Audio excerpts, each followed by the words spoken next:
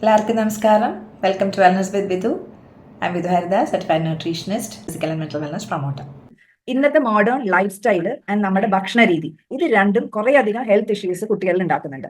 അതായത് പ്രത്യേകിച്ച് ലേഡീസിന്റെ periods related ആയിട്ടുള്ള കുറേ അധികം ഇറഗുലാരിറ്റീസ് വന്നുകൊണ്ടിരിക്കുന്നത്. മെനസ്ട്രൽ പ്രോബ്ലംസ് കുറേ വരുന്നുണ്ട്, പീരിയഡ്സ് റെഗുലർ അല്ലാണ്ട് വരുന്നുണ്ട്, അല്ലെങ്കിൽ വളരെയധികം അടുപ്പിച്ചടുപ്പിച്ച് വരിക, അല്ലെങ്കിൽ വരാണ്ടിരിക്കുക, ബ്ലീഡിങ് അധികം, അങ്ങനെ പല ഇഷ്യൂസും നമ്മൾ കാണാറുണ്ട്. അതിൽ വളരെ ഇമ്പോർട്ടന്റ് ആയിട്ടുള്ള ഇന്ന് ലൈഫ് സ്റ്റൈലിനെ ബേസ് ചെയ്ത്, ഭക്ഷണത്തിനെ ബേസ് ചെയ്തിട്ട് മറ്റേ അൺഹെൽത്തി ലൈഫ് സ്റ്റൈൽ എന്ന് പറയുന്നതിനകത്ത് വരുന്നതാണ് സെഡൻറ്ററി ലൈഫ് സ്റ്റൈൽ. സെഡൻറ്ററി എന്ന് പറയുന്നത് ശരീരം അനങ്ങാണ്ട് ഇരിക്കുന്ന ജോലികൾ, അങ്ങനെയുള്ള അസുഖങ്ങൾ, അങ്ങനെയുള്ള ഒരു ലൈഫ് സ്റ്റൈലിൽ കൂടെ പോയിട്ട് ഇന്ന് ഒരുവിധം എല്ലാ കുട്ടികളിലും കാണുന്ന ഒരു ഇഷ്യൂ ആണ് PCOD അല്ലെങ്കിൽ PCOS എന്ന് പറയുന്ന ഒരു സിറ്റുവേഷൻ. PCOD എന്ന് പറയുന്നത് പോളിസിസ്റ്റിക് ഒവേറിയൻ ഡിസീസ് എന്നാണ് പറയുന്നത്. PCOS എന്ന് പറയുന്നത് പോളിസിസ്റ്റിക് ഒവേറിയൻ സിൻഡ്രോം എന്ന് പറയുന്ന ഒരു അവസ്ഥ. ഓക്കെ, ഈ രണ്ട് അവസ്ഥയാണ് നമ്മൾ ഇന്ന് കുട്ടികളിൽ കാണുന്നത്.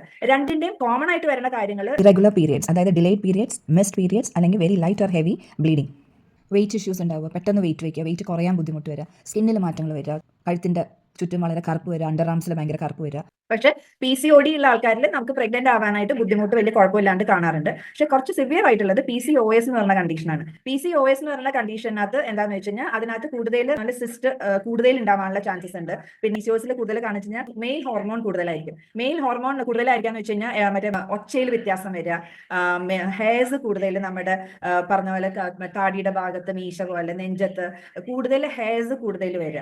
അപ്പൊ ഈ ഒരു മെയിൽ ഹോർമോൺ കൂടുന്നതിനെ ബേസ് ചെയ്തിട്ട് അവരുടെ ശാരീരികമായിട്ടും അവരുടെ ലുക്കിലും ഫിസിക്കലും ഒക്കെ ഒരു വ്യത്യാസം വരാം. ഒരു ആണിഷ് ലുക്ക് നമ്മൾ പറയില്ല, ആ ഒരു ഫീൽ കുട്ടികൾക്ക് വരാം. അത് തന്നെ അവരെ വല്ലാണ്ട് മാനസികമായിട്ടും പ്രശ്നങ്ങൾ ഉണ്ടാക്കാറുണ്ട്. കാരണം അവർക്ക് അവരുടെ ലുക്കിനകത്ത് വ്യത്യാസം വരുന്നത്. അപ്പൊ ഇതൊരു പീരിയഡ്സ് റിലേറ്റഡ് ആയിട്ട് തുടങ്ങിയിട്ട് പലപ്പോഴും നമ്മളത് ശ്രദ്ധിക്കാണ്ട് പോണ ഒരു കാര്യമാണ്, അല്ലെങ്കിൽ അത് അത്ര കാര്യമായിട്ട് എടുക്കാണ്ട് വരും.